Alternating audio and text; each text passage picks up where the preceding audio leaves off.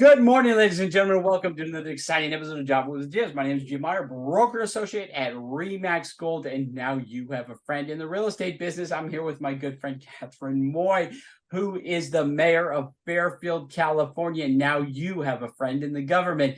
We were talking about trying to get Gavin Newsom on board to stop these people. There's a group of people, Silicon Valley, they're connected with the Chinese. The Chinese these guys together are buying land. They purchased land right next to Travis Air Force Base to build a city. Everything sounds great to have a city where you can go from 15 minutes anywhere. It's kind of like Walt Disney's experimental prototype City of Tomorrow, Epcot.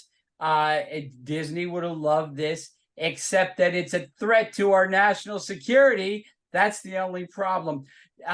Have they actually completed building anything in our country next to a what do you call it? Air Force base. Yeah, an Air Force base.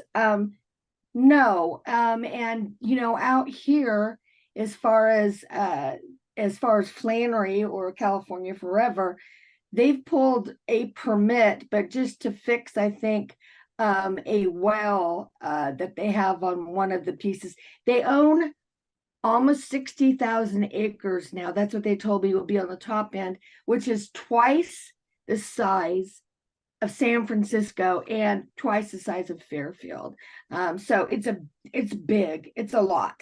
So if they trucked in 100,000 illegal aliens, I shouldn't use that term. Oh boy. If they trucked in some illegal aliens and brought them there and let them have some tents there and then established an address just camping out, could they finagle this to create voters to vote for their initiative? I think that Solano County's registrar of voters might have something to say about that. And so would a lot of residents, including the mayor of Fairfield. Okay, which happens to be you. Yes. Awesome.